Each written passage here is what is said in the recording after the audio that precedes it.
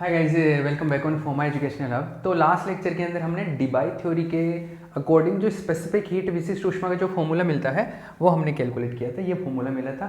अभी हमको क्या करना है, डिफरेंट दो केसेस लेने हैं कि लोअर टेम्परेचर पे फॉर्मूला कैसा होगा और हायर टेम्परेचर पे फॉर्मूला कैसा होगा, उसकी बात करते हैं। तो देखो, पहला केस हायर टेम्परेचर की बात कर लेते हैं। केस 1, उच्च ताप पर एट हायर टेम्परेचर। अब हायर टेम्परेचर का कितना है, कितना उच्च, ये है कि टेम्परेचर जो है वो डी बाई टेम्परेचर की तुलना में ज़्यादा हो, डी बाई टेम्परेचर के कंपेरिजन में ज़्यादा हो, उस जगह पे बात कर रहा हूँ मैं। अगर उस जगह पे बात करूँ तो देखो, एक चीज़ नोट करना, एक्स जो होता है वो होता है एच न्यू बाई के टी, या इसको हम लोग एच कट ओमेगा बोल सकता हूँ मैं, इसको एच कट ओमेगा ऐसा होता है, ठीक है। ये होता है। दूसरी चीज़ अपने को ये पता है, since H cut omega upon के जो ओमेगा डी, ये क्या होता है, थीटा डी, ये होता है ना। तो अगर मैं कहूँ एच कट बाई के जो है, ये ओमेगा डी को इधर भेज दो, इसमें theta D by omega D. तो देखना मैं क्या करने की कोशिश कर रहा हूँ, इस बात को अभी समझ आएगा क्या करना है मेरे को। इसको मैं इक्वेशन नंबर 1 बोल दूँ और इसको इक्वेशन नंबर 2 बोल दूँ। तो buy 1 and 2, buy 1 and 2, 1 and 2 से देखो क्या सीन बन रहा है।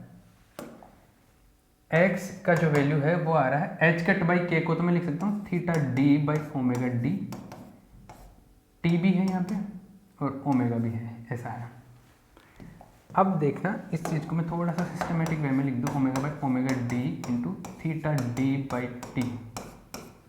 अब मुझको मालूम है कि ये ऐसा क्यों लिखा मैंने x को थीटा डी के टर्म्स में लेके आया हूँ, थीटा डी और टी के टर्म्स में।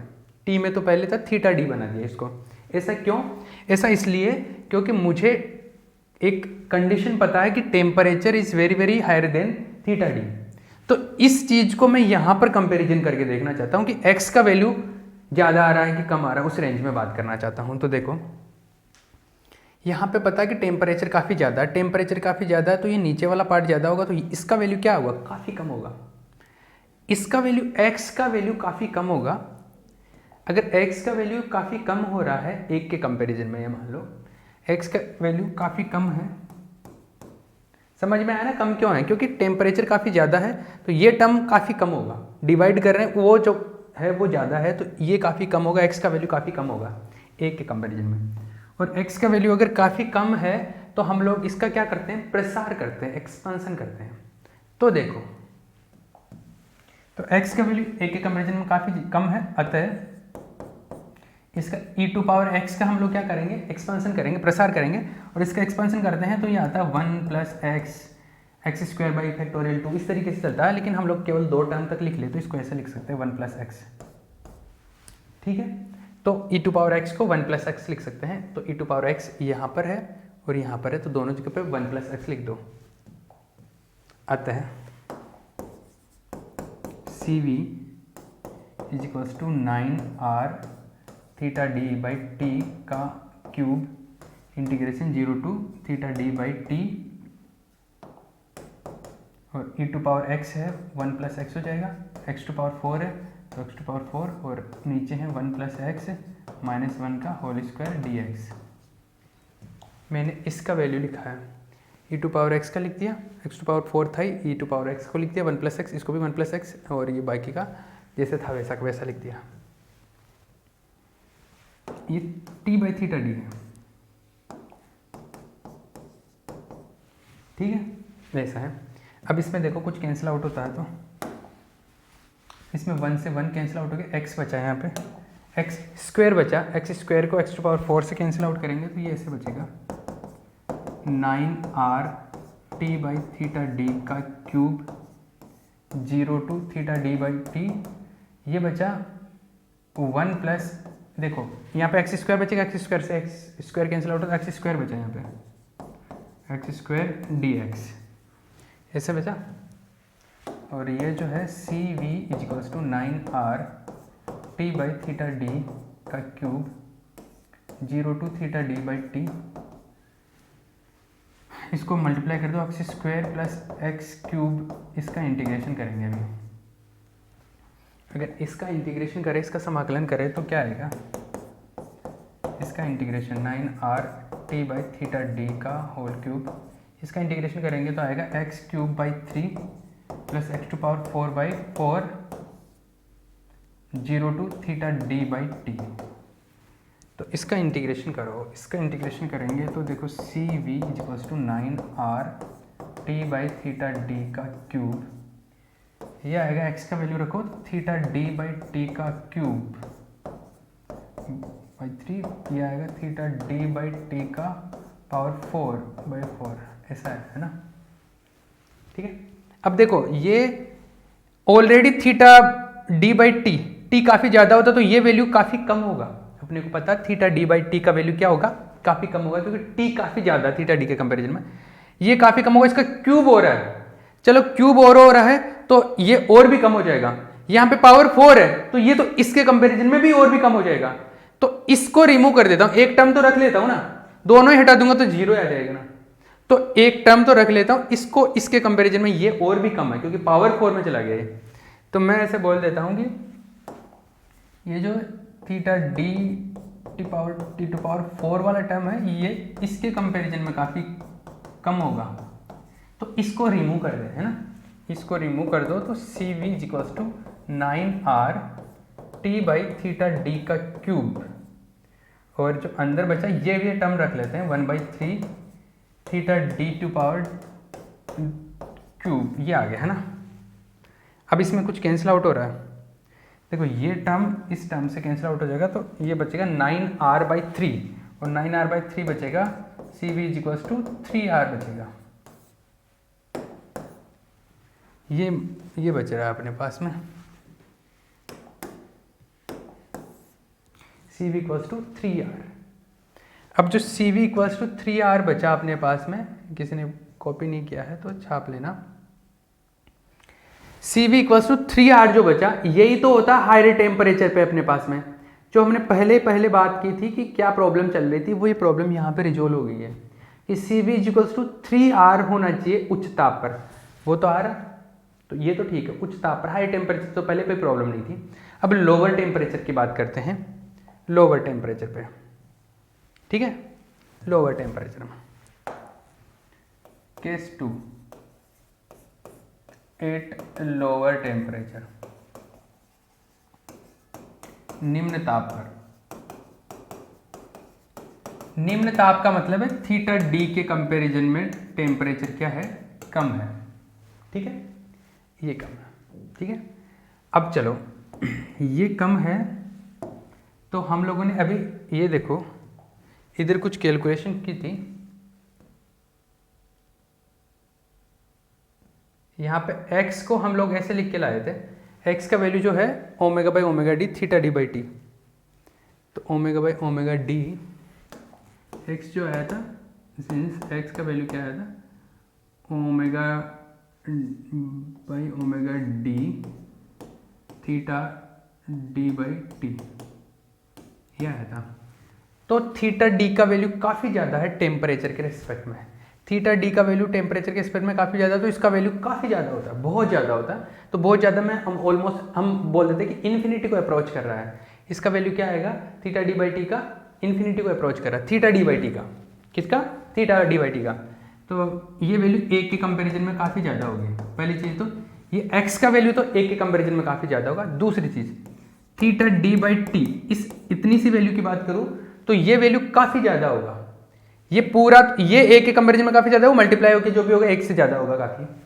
थीटा डी बाई टी की बात करूँ तो टी का वैल्यू काफ़ी कम है, टी का वैल्यू बहुत कम है इसके कंपेरिजन में, तो ये वैल्यू बहुत ज़्यादा बढ़ जाएगा, ये वैल्यू इन्फिनिटी को अप्रोच करेगा। तो हम लोग इसकी जगह पे इन्फिनिटी लिख देते हैं, ऑलमोस्ट लगभग इसकी जगह पे इन्फिनिटी लिख रहे हैं। तो क्या मिला अपने को, देखो सिंस सी वी का जो वैल्यू आ रहा है वो 9r theta D by T की power 3 0 theta D by T, और यहाँ पे आ रहा x⁴ e to power x minus 1 का होल स्क्वायर dx, यही था। एक second, theta D by T by theta D चल रहा है क्या? टी बाई थीटा डी है ना, टी बाई थीटा डी है, टी बाई थीटा डी ये है। तो इस फॉर्मूले में हम लोग थीटा डी बाई टी को तो एक बार इन्फिनिटी लिख लेते हैं, C V is equals to 9r T by theta D, इसको तो ऐसे रख लो। ये जो लिमिट है 0 टू इन्फिनिटी पहुंच गया, लिमिट 0 टू इन्फिनिटी पहुंचा। दूसरी चीज़ ये जो है x⁴ e to power x minus 1 का होल स्क्वायर इंटू dx, ये जो है ये एक स्टैंडर्ड इंटीग्रेशन है, और ये जो स्टैंडर्ड इंटीग्रेशन है इसकी इंटीग्रेशन का एक वैल्यू होता है। क्या होता है? ये एक जब लिमिट 0 टू इन्फिनिटी होता है ना, तब ये स्टैंडर्ड इंटीग्रेशन होता है। मतलब 0 टू इन्फिनिटी लिमिट होता है तो इसका एक वैल्यू होता है, कैलकुलेटेड वैल्यू है, स्टैंडर्ड फॉर्म बोलते हैं इसको एक। तो इसका जो वैल्यू है उसका वैल्यू हम लोग लिख सकते हैं। इन्फिनिटी नहीं होता ना, तब हम लोगों को पता नहीं रहता। तो since 0 to infinity x⁴ e to power x minus 1 का होल स्क्वायर dx, इसका एक फॉर्म होता है, ये 4π² अपॉन कुछ होता है, एक बार मैं देखता हूँ क्या होता है, मुझे याद नहीं है, एक सेकेंड, कुछ वैल्यू होता है इसका, और इसका जो वैल्यू होता है, इसका जो वैल्यू होता है ये होता अपॉन 15 होता है,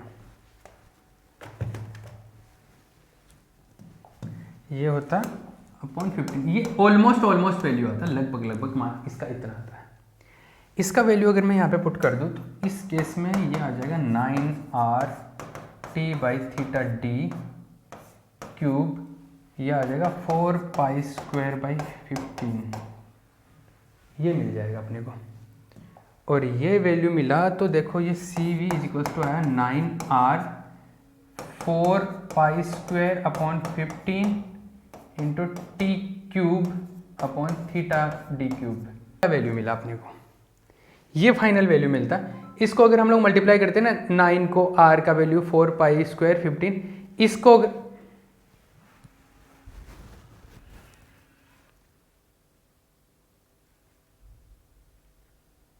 एक सेकेंड,